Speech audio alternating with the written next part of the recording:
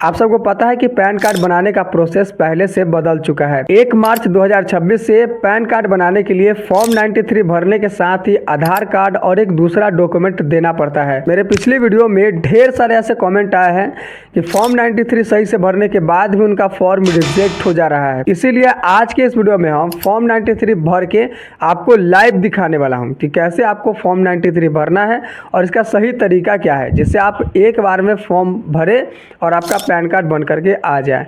चलिए वीडियो शुरू करते हैं, लेकिन उससे पहले चैनल पर पहली बार आया चैनल को सब्सक्राइब कर लीजिएगा ऐसे ही इन्फॉर्मेटिव वीडियो के लिए, और वीडियो पसंद आए तो वीडियो को लाइक और शेयर कर दीजिएगा। तो हम यहाँ पे फॉर्म 93 जो है अभी भरने जा रहे हैं, ठीक है। और इसमें मैं जो भी आपको डिटेल्स बताऊंगा वो ओरिजिनल डिटेल्स नहीं होगा, ये सिर्फ उदाहरण के लिए होगा। लेकिन फॉर्म भरने का जो मैं तरीका बताने वाला हूँ, यही तरीका आपको फॉलो करना है जब भी आप फॉर्म भरेंगे किसी का भी पैन कार्ड बनाने के लिए।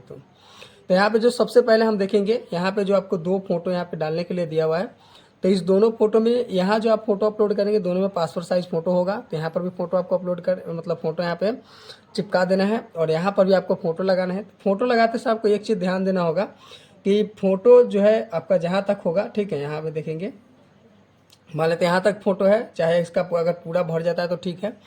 तो फोटो में आपको जो सिग्नेचर करना है वो यहाँ से लेकर के करना है। जैसे कि हम मान लेते हैं कि इस तरीक़ा से आपको यहाँ पे सिग्नेचर करना है, ठीक है। यहाँ पे सिग्नेचर नहीं करना है, यहाँ पे नहीं करना है, आपको फॉर्म से लेकर के इस फोटो तक आपको सिग्नेचर करना है। ये सबसे बेस्ट तरीका है सिग्नेचर करने का फॉर्म पैन कार्ड बनाने के लिए फॉर्म में, ठीक है।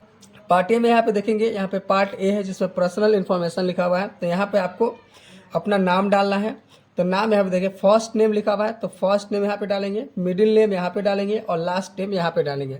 जैसे मान लेते हैं कि किसी का नाम है राम कुमार शर्मा, ठीक है। तो यहाँ पे हम लिखेंगे राम, यहाँ पे लिखेंगे कुमार और यहाँ पे लिखेंगे शर्मा, ठीक है। राम कुमार शर्मा यहाँ पे लिखेंगे। अगर किसी का नाम सिर्फ 2 ही अक्षर का है, जैसे हम मान लेते हैं कि किसी महिला का हम बना रहे हैं, तो हम यहाँ पे लिखेंगे, हम निशा और कुमारी का बना रहे हैं तो NISHA। तो जो भी आप स्पेलिंग यहाँ पे लिखेंगे आप, तो वो कैपिटल लेटर में लिखेंगे, ठीक है। NISHA, जैसे हमने निशा लिख दिया यहाँ पे। और यहाँ पे मिडिल नेम इसमें नहीं है तो मिडिल नेम यहाँ पे खाली छोड़ देंगे, और यहाँ लास्ट नेम में हम लिखेंगे KUMARI, ठीक है। अब ये नेम पर आधार, तो आधार पर जो नाम होगा सेम वही नाम यहाँ पे भी डालना है, NISHA। उसके बाद एक यहाँ पे एक जो खल है इसको छोड़ देना है, एक बॉक्स को छोड़ करके दूसरे बॉक्स से फिर स्टार्ट करना है, KUMARI, ठीक है। अब यहाँ पे आपको यहाँ पे जेंडर सेलेक्ट करना है। आपका जो जेंडर होगा वो आप ये सेलेक्ट कर लेंगे। तो जो भी जेंडर होगा उसमें आपको बॉक्स आगे दिया हुआ है, वो बॉक्स पे आपको टिक कर देना है सर, ठीक है। अब यहाँ पे आपको डेट ऑफ बर्थ डालना है। तो यहाँ पे आपको डेट डालना है, यहाँ पे मंथ और यहाँ पर ईयर डालना है। अगर मान लेते हैं किसी का डेट है 24, तो यहाँ पर भी 2, इसमें 4 लिखेंगे। लेकिन अगर किसी का डेट सिर्फ 1 है तो यहाँ पे 0 लिखेंगे, यहाँ पर 1। मान लेते हैं कि 8वां महीना में जन्म हुआ है, तो इस तरीके से आपको यहाँ पे लिख देंगे, ठीक है। 2020 में मान लेते हैं इसका जन्म हुआ है। अब यहाँ पे आपको आधार नंबर डालना है। तो आपका जो भी आधार होगा वो यहाँ पे आप डालेंगे, ठीक है। तो मैंने यहाँ पे आधार कार्ड जो है वो आपको समझाने के लिए डाल दिया है, किसी का आधार कार्ड नहीं है। अब यहाँ पे रेसिडेंस एड्रेस पूछ रहा है, तो यहाँ पर आपका अपना जो है एड्रेस यहाँ पे डालना है, ठीक है। तब यहाँ पे फ्लैट, डूर और बिल्डिंग यहाँ पे लिखा हुआ है। तो अगर फ्लैट किसी फ्लैट में रहते हैं या फिर डूर या फिर बिल्डिंग आपका पास में है और उसमें आप रहते हैं, तो आपका जो उसका नंबर होगा वो नंबर आपको यहाँ पे डालना होगा, या फिर जो जिस जगह पे रहते हैं वो जगह आपको यहाँ पे डालना होगा। तो मेरे केस में नहीं है तो हम यहाँ पे नो लिख देंगे। रोड, स्ट्रीट, ब्लॉक या फिर सेक्टर यहाँ पे लिखा हुआ है, तो यहाँ पे आपको अपना विलेज का नाम डालना है। तो आपका जो भी विलेज का नाम होगा, हम यहाँ पे कुछ भी विलेज का नाम रख दे रहे हैं। हमने यहाँ पे कर्मा ऐसे ही लिख दिया, ठीक है। हम यहाँ पे गाँव का नाम यहाँ पे लिख दिया है। अब यहाँ पे आपको पोस्ट डालना है। तो पोस्ट आपका जो भी होगा वो आप यहाँ पे डालेंगे। तो हमने यहाँ पे पोस्ट जो है अपना पोस्टी डाल दिया है, मतलब नाम डाल दिया, ठीक है। ये नाम है पोस्टी, मैंने कुछ भी नाम डाल दिया यहाँ पे, ठीक है। अब यहाँ पे आपको एरिया, लोकेलिटी या सिटी, टाउन यहाँ पर लिखा हुआ है। आपका जो पुलिस स्टेशन जहाँ पे होगा वो आपको डालना है एरिया, लोकेलिटी, टाउन और सिटी वाला में, ठीक है। तो यहाँ पे आपका जो थाना होगा वो आपको यहाँ पे डालना है। तो मैंने ऐसे ही यहाँ पे ठाकुर अपना लिख दिया, ठीक है। अब यहाँ पे आपको डिस्ट्रिक्ट डालना है। तो जो भी आपका डिस्ट्रिक्ट होगा वो यहाँ पे डालेंगे, जितने भी अक्षर का होगा यहाँ तक आप डाल सकते हैं इसको, ठीक है।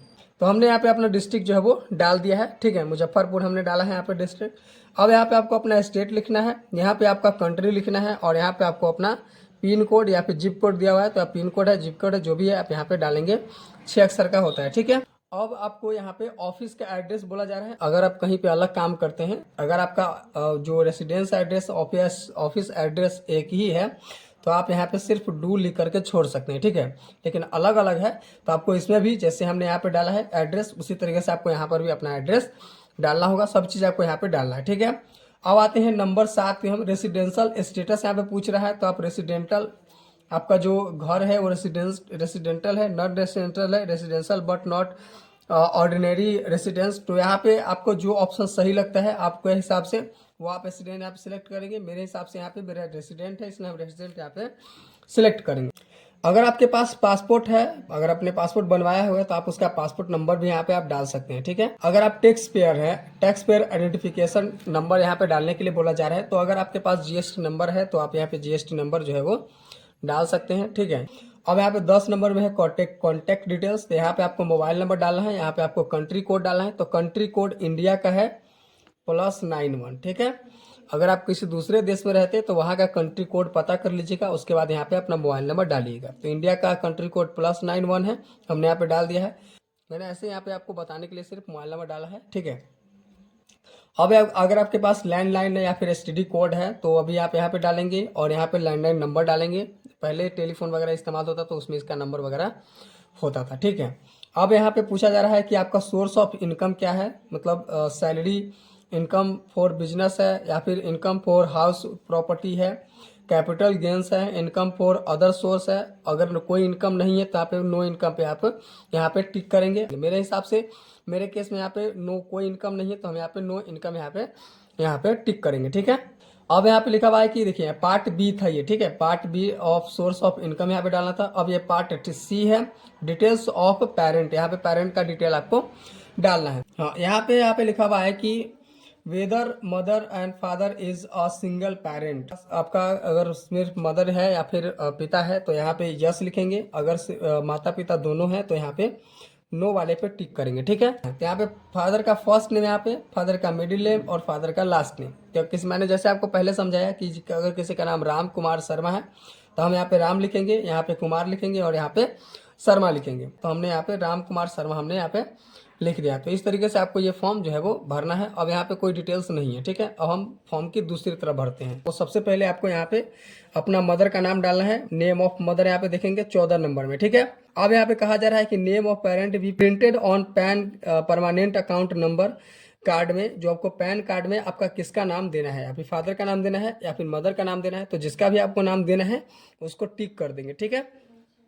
तो हम यहाँ पे फादर का नाम देने वाले हैं, इसलिए हमने फादर का नाम यहाँ पे टिक कर दिया है, ठीक है। तो फिर असाइनिंग ऑफिस से यहाँ पे AO कोड जो होता है वो आप गूगल पे सर्च करके निकाल लेंगे और इसमें डालेंगे, ठीक है। अब आता है पार्ट ई। तो पार्ट ई में देखेंगे कि रिस्पॉन्सिबिलिटीज ऑफ एप्लीकेबल। तो यहाँ पे जो है आपका कोई भी डिटेल्स आपको इसमें नहीं डालना है, ठीक है। यहाँ पे 22 नंबर में देखेंगे एड्रेस ऑफ कम्युनिकेशन, कॉम्बिनेशन बना सके, ठीक है। उसके लिए आपको एड्रेस यहाँ पे डालना है। तो यहाँ पे रेसिडेंस एड्रेस है आपका या फिर रिस्पॉन्सिबिलिटी एसेस एड्रेस है या फिर ऑफिस एड्रेस है। तो यहाँ पे जो अभी आपका एड्रेस वहाँ पे आपने भरा है ना, वहाँ पे टिक कर देंगे यहाँ पे, ठीक है। तो मेरा यहाँ पे रेसिडेंस है, यानी कि मेरा घर का एड्रेस हमने डाला है।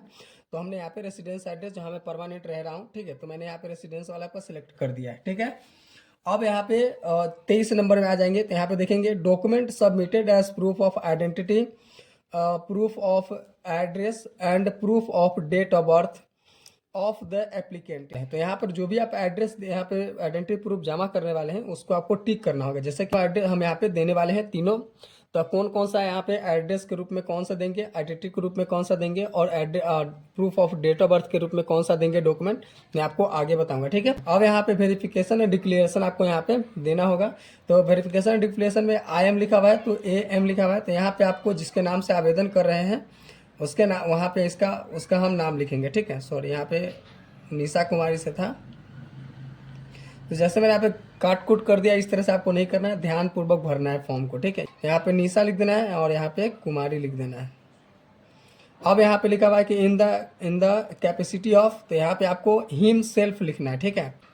हिम सेल्फ लिख देना है और इसको यहाँ पे आपको यहाँ पे ब्लॉक जहाँ पे भी होगा आपका, यहाँ पर अपना डिस्ट्रिक्ट का नाम यहाँ पे लिखेंगे और यहाँ पे जिस दिन आप सबमिट करने वाले हैं उस दिन का डेट यहाँ पे डालेंगे और जिसका पैन कार्ड बना रहे हैं उसका यहाँ पे साइन करवाएंगे, ठीक है। उससे आप यहाँ पे साइन करवा लेंगे। और एक मैंने जो आपको बता दिया फोटो पे साइन कराने के लिए। अब यहाँ पे जो आपको आइडेंटिटी प्रूफ में जमा करना है, देखिए प्रूफ ऑफ आइडेंटिटी में आप आधार कार्ड दे सकते हैं। उसके बाद आप प्रूफ ऑफ एड्रेस में भी आधार कार्ड ही दे सकते हैं, ठीक है। और तीसरा आपका हो जाता है proof of date of birth में आप जन्म प्रमाण पत्र दे सकते हैं। चौथी डॉक्यूमेंट पे आप जमा कर सकते हैं जन्म प्रमाण पत्र। अगर आपके पास नहीं है तो आप मैट्रिक का सर्टिफिकेट दे सकते हैं या फिर इंटर का सर्टिफिकेट दे सकते हैं। अगर आपने वोटर आईडी कार्ड बनवाया है तो अपने वोटर आईडी कार्ड भी आप यहाँ पे दे सकते हैं, ठीक है। तो ये डॉक्यूमेंट्स आपको देना होगा। तो मैंने आपको यहाँ पे पैन कार्ड फॉर्म भरने का पूरा डिटेल से जानकारी दे दिया है। अगर आपके मन में कोई सवाल है तो वीडियो नीचे हमें कमेंट करके पूछ लीजिएगा, मैं आंसर जरूर दूंगा। और इसी तरह के वीडियो के लिए चैनल को सब्सक्राइब कर लीजिएगा। वीडियो पसंद आए तो वीडियो को लाइक और शेयर भी कर दीजिएगा। तो मिलता है अगले वीडियो में, तब तक के लिए बहुत बहुत धन्यवाद।